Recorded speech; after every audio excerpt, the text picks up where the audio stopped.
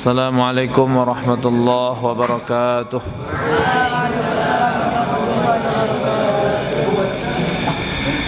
Alhamdulillahilladzi hadana bi'abdihil mukhtar man da'ana ilaihi bil idzni wa qad nadana labbaika ya man dallana wa hadana. Shalla 'alaika Allahu bari'uka alladzi bika ya mushaffa'u khassana wa habana wa 'alikal athhar ma'dini sirrikal asma fahum sufunun najati himana wa 'ala sahabatikal kirami humati dinika asbahu liwala'ihi unwana. Alhamdulillahilladzi kashafa 'anna al-ghummah wa jala ghiyaba dhulmah wa akmala dinana wa atamma 'alaina an-ni'mah wa akramana bi khairi nabiyyin fakunna bihi khaira ummah. Ashhadu an la ilaha illallah wahdahu la syarika lah syahadata 'abdin lam yakhsha illallah wa ashhadu anna sayyidana wa maulana Muhammadin abduhu wa rasuluh alladzi la nabiyya ba'dah. Amma ba'd. Qala Allah tabaraka wa ta'ala fi kitabihil karim.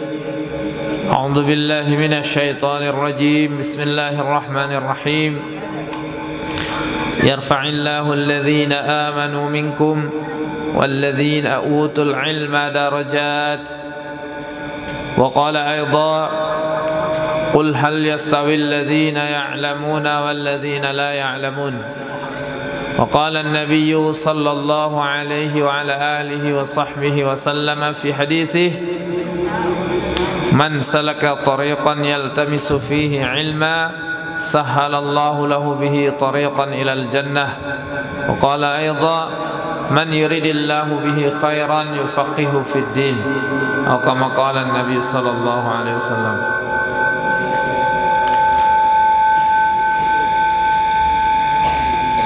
Para jamaah, para santri yang dirahmati oleh Allah Subhanahu wa taala, marilah kita bersyukur kepada Allah atas limpahan karunia yang telah diberikan kepada kita berupa nikmat iman dan Islam. Nikmat yang paling agung, yang paling besar diberikan Allah taala.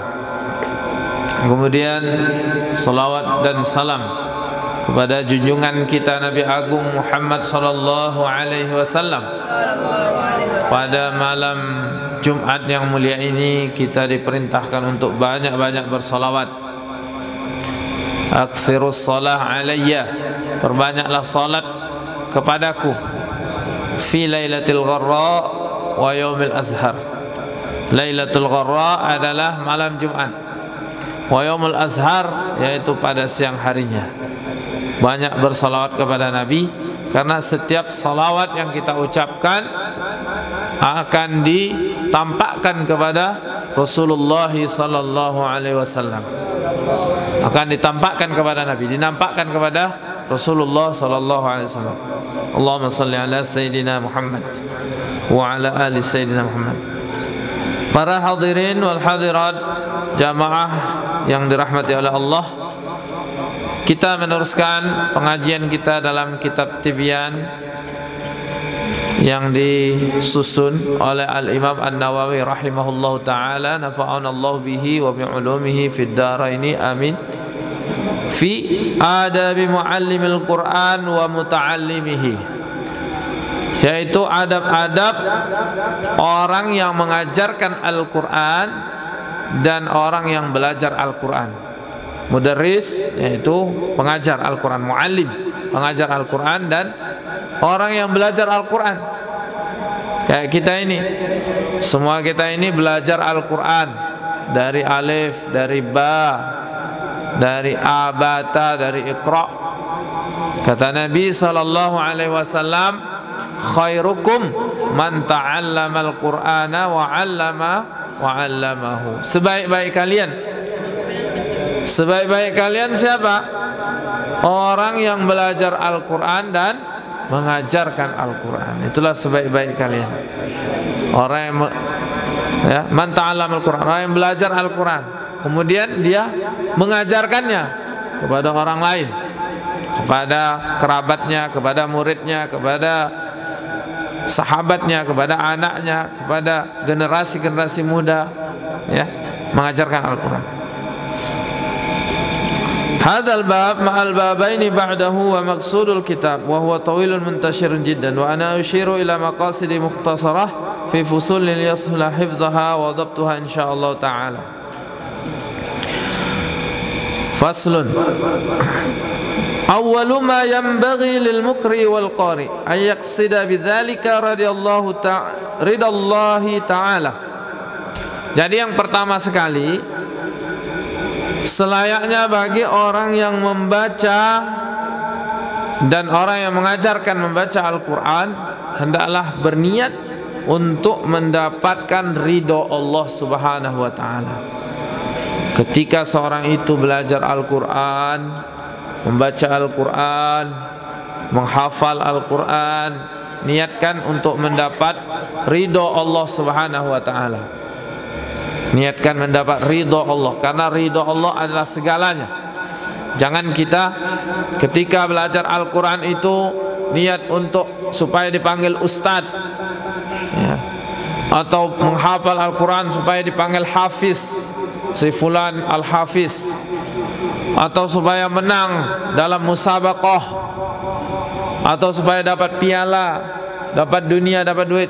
Ini semua niat-niat yang kotor. Ya, jangan ada niat kita, niat-niat lain. Niat kita untuk mendapatkan ridho Allah Subhanahu wa ta'ala. Qala Allah ta'ala, Allah ta'ala berfirman, A'udzu billahi minasyaitonir rajim, wa ma umiru illa liya'budullaha mukhlishina lahuddin hunafa wa yuqimus salata wa yu'tuz zakata wa dzalika dinul qayyimah. Di dalam surah Al-Bayyinah ini Allah menjelaskan, dan kalian tidak diperintahkan kecuali untuk menyembah Allah dengan ikhlas. Ya, jadi kita diperintahkan oleh Allah Ta'ala menyembah Allah Ta'ala dengan ikhlas, semata-mata mengharapkan ridho, mengharapkan kerelaan dari Allah Subhanahu wa ta'ala. Ya, yuridu bidzalika wajha Allah, menginginkan daripada keridhaan Allah Subhanahu wa ta'ala. Hunafa, ya, dengan agama yang suci. Wa yuqimus shalah, mendirikan salat dan menunaikan zakat, itu adalah agama yang lurus. Yang pertama sekali adalah ikhlas. Maka di dalam kitab Riyadhus Shalihin Al-Imam An-Nawawi menyebutkan hadis yang pertama, yaitu innamal a'malu binniyat. Sungguhnya amal itu tergantung kepada niat. Ya. Wa innamal likulli imri'in ma nawa. Bagi setiap orang itu apa yang ia niatkan. Faman kana hijratuhu ila Allah wa rasulih, fa hijratuhu ila Allah wa rasulih. Wa man kana hijratuhu lidunya yusibuha aw imra'atin yankihuha fa hijratuhu ila ma hajara ilaih. Ya. Jadi kalau hijrahnya itu, ya, karena dunia, dia pergi berniat untuk mendapatkan dunia atau untuk wanita yang ingin dia nikahi, maka dia hanya mendapatkan itu, mendapatkan apa yang dia niatkan, tidak mendapatkan ridho Allah Subhanahu wa ta'ala. Baik. Kemudian di dalam hadis sahih Al-Bukhari, Al-Imam Al-Bukhari wal Imam Muslim fi sahihaini an Rasulillah sallallahu alaihi wasallam, innamal a'malu binniyat wa innamal likulli imri'in ma nawa. Wa hadzal hadits min usulil Islam. Wa hadzal hadits min usulil Islam. Sesungguhnya amal itu tergantung kepada niat. Amal itu tergantung kepada niat kita. Kalau kita beramal itu niat karena Allah Ta'ala, maka amal kita itu akan diberkahi. Perbuatan kita ini akan diberkahi. Tapi kalau niat kita untuk mendapatkan ridho manusia, supaya dipuji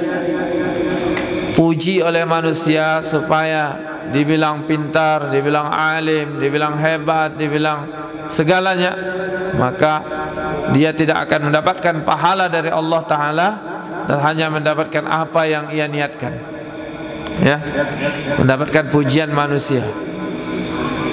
Maka hendaklah kita ketika belajar Al-Quran itu niatkan untuk mendapatkan ridho siapa?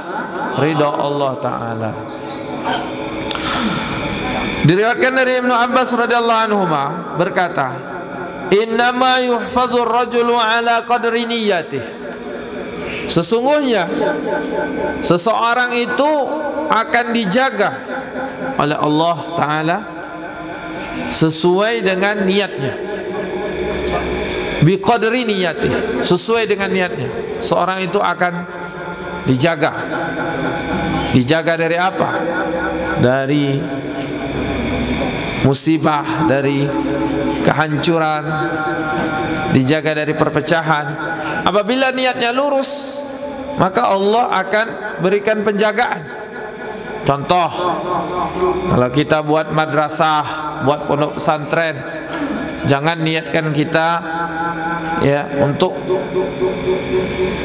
supaya tenar atau supaya mendapatkan uang yang banyak, tapi niatkan karena Allah Ta'ala, supaya orang-orang bisa belajar ilmu agama, ya, supaya generasi-generasi kita ini bisa membaca Al-Quran, bisa menghafal Al-Quran, bisa mengamalkan Al-Quran dan mendakwahkan Al-Quran, mengajarkan ilmu dengan niat ikhlas. Adapun keberkahan itu akan diberikan oleh Allah Subhanahu wa Ta'ala. Maka Allah Ta'ala akan menjaga seseorang itu sesuai dengan kadar niatnya, ya. Kadar niat, semakin tinggi niatnya. Di dalam satu perkataan Al-Imam Al-Junaid Al-Baghdadi menyebutkan, "Man fataha lahu baba niyatin hasanah." Barang siapa yang memiliki, dibukakan baginya satu pintu niat, ya, niat yang baik, satu niat baik diniatkannya, fatahallahu lahu sab'ina baban min abwabit taufiq, ya, maka Allah akan bukakan baginya 70 pintu dari pintu-pintu taufik. Kalau dia berniat dalam satu amal itu niat satu kebaikan, ya. Misal ketika kita belajar ini niatnya adalah untuk menghidupkan agama Islam. Perhatian, ketika kita belajar niatkan untuk menghidupkan agama Islam, karena agama Islam ini dibina atas ilmu, bukan dengan kebodohan, bukan dengan doktrin-doktrin, tapi semuanya ada dalil-dalilnya sesuai dengan rasional akal fikiran kita. Ada dalil dari hadis Al-Quran, ijma' dan qiyas. Kemudian niatkan dalam belajar untuk menghilangkan kebodohan dalam diri kita, karena kebodohan ini bahaya. Menuntut ilmu itu adalah kewajiban bagi setiap kaum muslimin dan muslimat, dan kebodohan ini sangat bahaya, karena kebodohan itu bisa menjerumuskan kita ke dalam neraka, ya. Kenapa demikian? Karena kalau kita ibadah, solat kita nggak tahu gimana cara baca Al-Fatihah yang benar, salah-salah baca Fatihahnya, solatnya tidak sah. Kalau solat tidak sah, maka akan dihisab pada hari kiamat. Awal yang pertama sekali akan dihisab pada hari kiamat apa? As-salah. Awwalu ma yuhasabu bihil abdu yaumal qiyamah as-salah. Fa in saluhat saluha sairu amali, wa in fasadat fasada sairu amali. Awal yang pertama kali akan dihisab pada hari kiamat adalah salat. Kalau salatnya baik, maka baiklah seluruh amal, puasanya, zakatnya, baca Quran, haji, sedekah, silaturahim, dakwahnya, zikirnya, istighfarnya, salawatnya, rukuknya, sujudnya, semua akan baik. Kalau salatnya buruk, bacaannya enggak betul, cara istinja enggak tahu, cara taharah enggak tahu, wuduknya asal-asalan, mandi junub enggak tahu, ya, maka seluruh amal-amal lain itu akan dianggap buruk. Sedekahnya, hajinya, zakatnya, baca Qur'annya, silaturahimnya. Maka ini pentingnya ilmu. Ilmu itu sangat penting. Dalam kitab Zubat disebutkan, wa kullu man bi ghairi ilmi ya'malu a'maluhu mardudatun la tuqbalu. Setiap orang yang beramal tanpa ilmu, asal-asalan, ya, maka amalnya ini, a'maluhu, amal-amalnya, mardudatun, ditolak semua, ditolak, la tuqbalu, tidak diterima oleh Allah.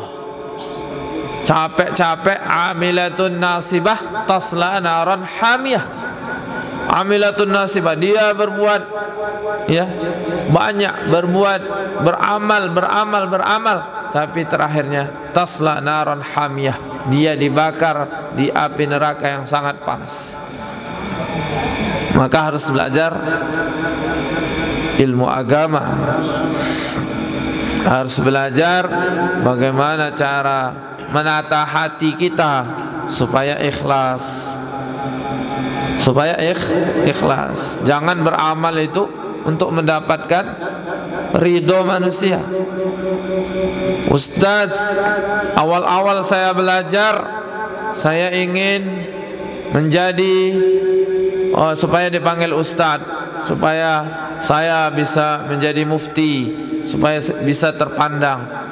Gimana Ustaz awal niat saya? Enggak apa-apa, teruskan aja belajar.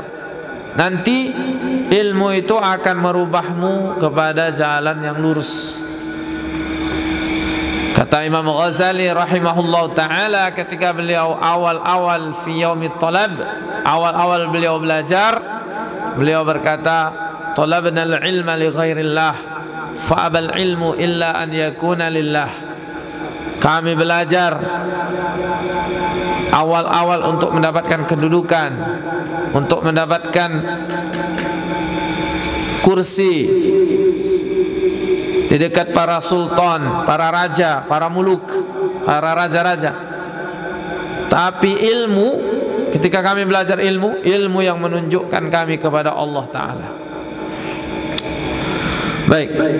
Wa rawaina 'anil Ustaz Abil Qasim Al-Kushairi rahimahullahu ta'ala. Kami meriwayatkan dari Al-Ustaz Abu Qasim Al-Kushairi rahimahullahu ta'ala, beliau berkata, al-ikhlas ifradul haqqi fi ta'ah bil qasd.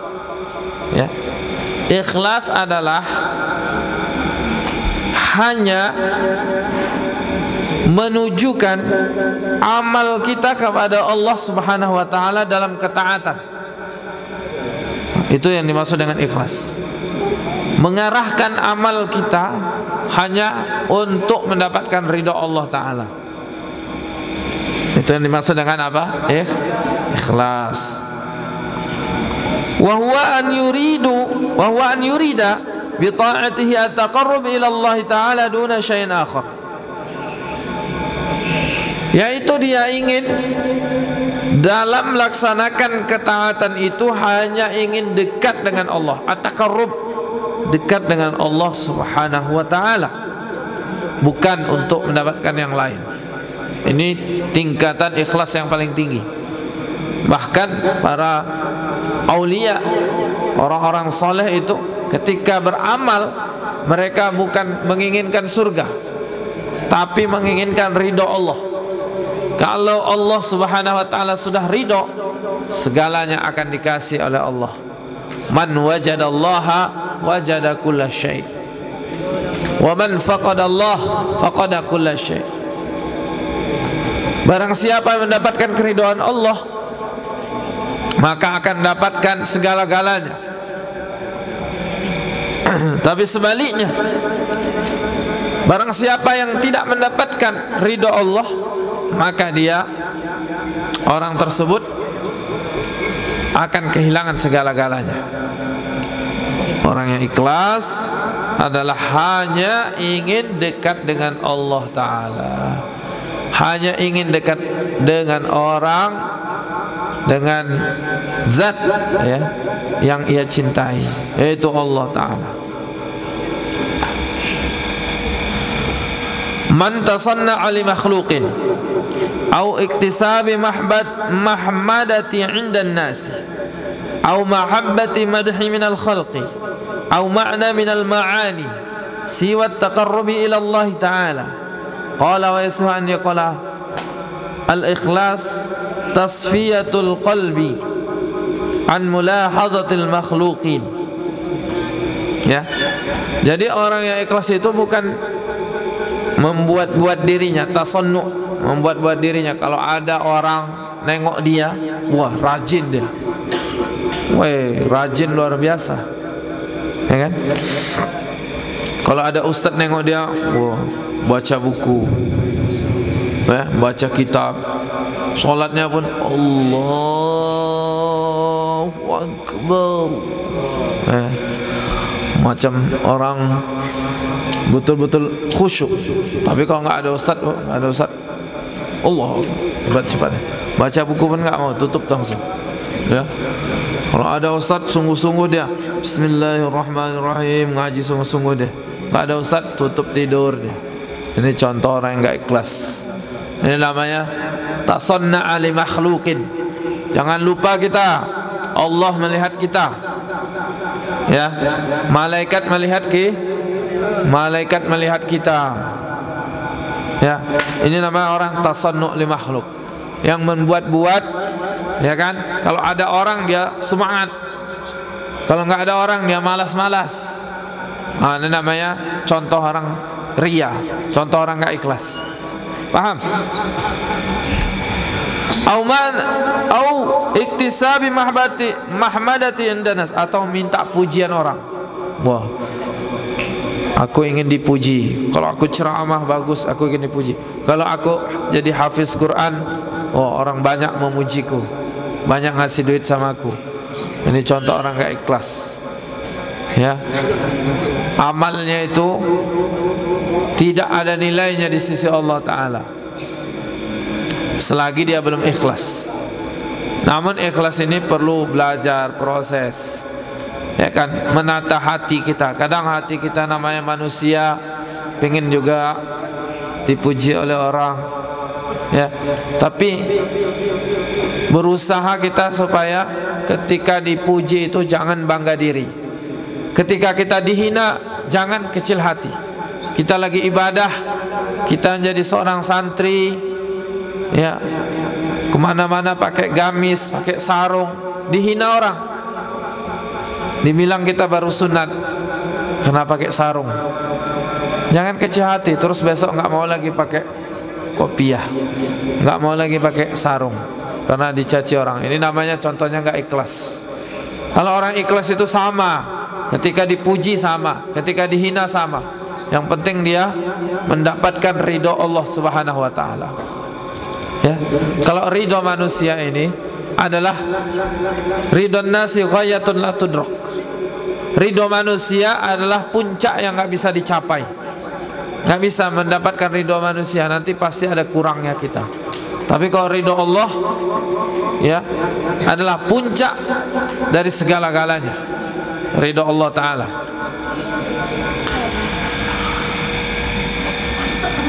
Kemudian ada yang mengatakan bahwa al-ikhlas, ikhlas itu apa? Tasfiyatul fi'li an mulahadhatil makhluqin.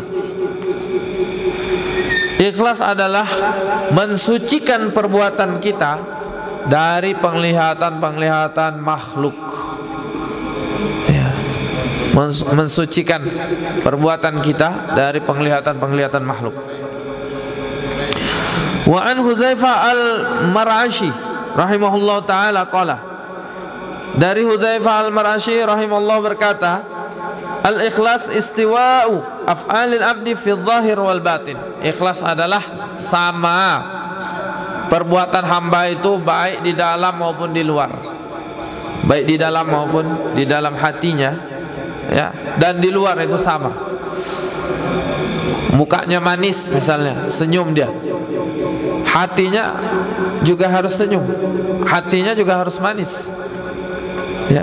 Jangan pula muka manis tapi hati mendongkol, ya, itu lain berarti. Dalam dan luar lain. Apa yang dia ucapkan insya Allah sama apa yang ada di batinnya, ya. Itu contoh daripada orang ikhlas, ya. Contoh daripada orang ikhlas adalah seseorang itu sama, ya, zahir dan batinnya sama, ya. Kalau dia sholat, hatinya sholat juga. Kalau dia ruku, sujud, hatinya juga ikut sujud, merendahkan diri kepada Allah, ya kan? Kalau dia bersedekah, dia merasakan bahwasanya apa yang diberikannya itu bukan hak milik dia, tapi semuanya adalah anugerah Allah, pemberian Allah Ta'ala. Kemudian an Zunnun rahimahullah ta'ala qala thalathun min alamatil ikhlasi. Zunnun al-Misri berkata, ada 3 tanda ikhlas, ya. Berapa tanda ikhlas? 3 tanda ikhlas. Harus tahu kita, karena kita ingin mendapatkan ikhlas, harus tahu tandanya. Kalian ingin mendapatkan, ya, ingin mendapatkan satu barang yang berharga, taruhlah handphone misalnya. Kalian ingin mendapatkan handphone, harus tahu tanda-tandanya. Handphone yang bagus gimana, yang akan menyesatkan seluruh mereka semuanya. Illa ibadaka minhumul mukhlasin, kecuali hamba-hamba engkau ya wahai Allah yang ikhlas, nggak bisa digoda oleh syaitan, nggak bisa disesatkan, karena dia ikhlas. Sama ketika dicaci dia, ketika dipuji sama. Oh, si fulan itu rajin sekali, ibadahnya bagus, akhlaknya bagus, belajarnya bagus, ya, adabnya bagus, hafalannya juga bagus, suaranya bagus, semua bagus. Ada yang memuji kita, ada. Namanya di dunia ini manusia macam-macam. Tapi walaupun bagus kayak gitu juga, yang mencaci banyak juga, ya kan? Rasulullah aja makhluk yang paling mulia, banyak yang mencaci beliau. Banyak apa enggak? Dibilang sahir, tukang sihir, kadhib, pendusta, dibilang apa itu, apa, majnun, orang gila, dibilang syair, tukang syair. Rasulullah yang sudah bertemu langsung dengan Allah, yang sudah di Isra Mi'rajkan dengan buruk, naik ke langit, langit pertama, langit kedua, melihat surga dan neraka, jumpa para nabi. Bahkan beliau lagi imamnya para nabi. Oh, imamnya. Beliau sholat, makmumnya itu bukan orang-orang kayak kita penuh dosa, ya. Makmumnya itu nabi semua, nabi-nabi, dari Nabi Adam sampai Nabi Isa, nabi semua, ya. Tapi beliau dihina, dibilang pendusta, dibilang penipu, dibilang tukang sihir, ya kan? Itu seorang nabi yang manusia suci. Nama beliau bersanding dengan nama Allah. Beliau Sayyidul Awwalin wal Akhirin, pemimpin orang-orang terdahulu dan pemimpin orang-orang akan datang. Namun beliau dicaci, dihina. Sabar beliau. Di Taif, kisah Taif sudah bacakan dalam Nurul Yakin, sebagian sudah baca. sudah belajar gimana Nabi datang dari Mekah ke Taif jauh. Setelah sampai di Taif, Nabi menawarkan Islam kepada pemuka-pemuka masyarakat, pemuka-pemuka kabilah. Namun bukan sambutan baik yang diterima. Bukan sambutan baik. Kebiasaan orang Arab itu kalau datang tamu itu diikram, dimuliakan, dipotongkan kambing, potongkan lembu, unta, ya kan? Apalagi tamu dari jauh, tamu orang mulia, dikasih makanan. Ini bukan malah dimuliakan. Nabi datang ke Taif malah dihina, dilempari, malah disuruh anak-anak untuk melempari Nabi sampai berdarah kaki beliau. Untung darahnya itu enggak sampai ke tanah. Kalau sampai ke tanah, habis penduduk Taif tadi, diturunkan azab langsung dari Allah Ta'ala. Namun Nabi SAW sangat sayang kepada umatnya, sangat sayang kepada hamba-hamba Allah Ta'ala. Malaikat datang, wahai Muhammad, ya datang malaikat, wahai Muhammad, saya ini malaikat penjaga gunung. Kalau seandainya engkau menginginkan, la atbaqtu bainal jabalaini, saya akan menyatukan dua gunung ini ke penduduk Taif. Kata malaikat, sudah ditawarkan. Gimana kalau kita dalam posisi kayak gitu? Kayak Nabi tadi udah dilempari, kita nggak dikasih makan lagi, dicaci, dihina, lempari pakai batu, nggak kasih tempat. Kalau kita udah, ya Allah hancurkanlah mereka ya Allah, ya kan? Ini datang malaikat langsung menawarkan kepada Rasulullah, karena malaikat sedih menengok kekasih Allah Ta'ala dijadikan seperti itu, ya kan? Apa kata Nabi? Allahumma hdi qaumi fa innahum la ya'lamun. Ya Allah, berilah hidayah kepada kaumku karena mereka tidak mengetahui. Mudah-mudahan akan keluar dari tulang sulbi-sulbi mereka, anak cucu mereka ini, orang yang menyembah kepada Engkau ya Allah, ya kan? Walaupun orang tuanya enggak beriman, tapi nanti anak cucunya, generasinya akan menjadi generasi yang beriman kepada Allah. Kalau kita menjalankan dakwah Nabi, akan lahir dari perut orang yang kafir, orang Muslim yang menyembah Allah Ta'ala. Namun kalau kita meninggalkan dakwah Rasulullah Sallallahu Alaihi Wasallam, nggak mau amar ma'ruf nahi mungkar, akan kemungkinan besar lahir dari orang Muslim orang kafir, orang yang menyembah patung, menyembah berhala. Na'udzubillah. Tenang, sehat, segar bugar, belajar lancar. Ini gara-gara dicaci kawannya, kepikiran satu malam gak bisa tidur, belajar pun payah ya. Maka pada kita semua menjaga lisan kita ya, dari menghina, mencaci. Man kana yu'minu billahi wal yawmil akhir falyakul khairan aw liyasmut. Barang siapa beriman kepada Allah dan hari akhir, hendaklah berkata baik atau diam. Kalau nggak bisa berkata baik, uskut, diam. Ya, jangan katakan perkataan yang tidak baik, karena itu apa? Menyebabkan diri kita jadi bahaya. Karena kita berkata sesuatu yang tidak baik, akan dipertanggungjawabkan. Sibabul muslimi fusuq wa qitaluhu kufur. Mencaci, menghina seorang muslim bisa menyebabkan kefasikan, dan membunuhnya menyebabkan kekufuran. Na'udzubillah. Ayuhat talabah, para santri yang dirahmati oleh Allah, para jamaah sekalian, maka tanda yang pertama tadi adalah sama ketika dipuji dan ketika dicaci, ya. Kemudian tanda yang kedua, perhatian. Tanda yang kedua, wa nisyanu ru'yatil amal fil a'mali. Melupakan melihat amal di dalam amal-amal kita.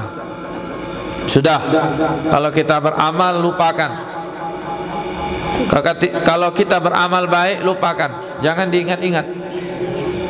Ya, kalau kita ibadah, bersedekah sama orang, sudah lupakan aja, jangan ingat-ingat. Ya, dilupakan, karena sebab itu akan mendatangkan ikhlas.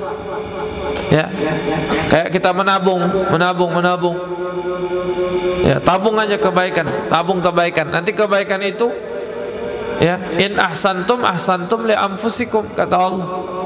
Jika kamu berbuat baik, sungguhnya kamu berbuat baik bagi dirimu. Setiap amal yang kamu lakukan pasti dicatat oleh Allah Subhanahu wa taala, pasti dibalas oleh Allah taala. Dan setiap perbuatan baik kita tidak pernah dihilangkan oleh Allah taala. Innallaha la yudhi'u ajral muhsinin. Sungguhnya Allah tidak akan menghilangkan pahala orang-orang yang berbuat baik. Maka jangan bosan kita berbuat baik dan lupakan perbuatan baik kita. Tapi perbuatan baik orang sama kita jangan lupakan. Orang baik sama kita, ingat, ya, supaya kita bisa membalas kebaikan dia, supaya kita bisa mendoakan dia. Ya, aib kita ingat aib kita. Kekurangan kita ingat, apa kurangan saya ini kurangnya, masih suka bicara kotor. Nah, perbaiki. Hasibu anfusakum, ya, hasibu anfusakum. Hendaklah kalian menghisap diri kalian, menghitung diri kalian, qabla an tuhasabu, sebelum kalian dihisap oleh Allah Subhanahu wa taala. Nah, hitung diri kita, berapa hari ini berbuat dosa, berapa hari ini berbuat yang tidak baik, berapa hari ini berbuat sia-sia. Maka hendaklah dihitung. Sedangkan aib orang lain, sudah lupakan aib orang lain. Tuba liman syaghalahu aibuhu an uyubin nas. Bahagialah orang yang sibuk dengan aib-aib dirinya sendiri daripada aib-aib orang lain. Kadang kita memikirkan aib, mengingat aib orang lain sepanjang hidup kita. Seakan-akan orang itu salah terus, jahat terus, berdosa terus. Padahal manusia ini diberi kesempatan untuk bertaubat. Manusia itu berubah-ubah, hatinya berubah-ubah. Hari ini bisa dia jahat, besok bisa dia baik, dapat hidayah dia, ya kan? Dapat hidayah. Kita nggak tahu hidayah itu adalah milik Allah Taala. Kadang hari ini dia jahanam Fir'aun, besok jadi malaikat, jadi orang soleh, ya kan? Ini sudah ketentuan Allah Ta'ala. Maka ketika melihat orang itu, jangan dilihat perbuatan buruknya. Perbuatan buruknya harus kita benci, tapi orangnya harus kita sayangi.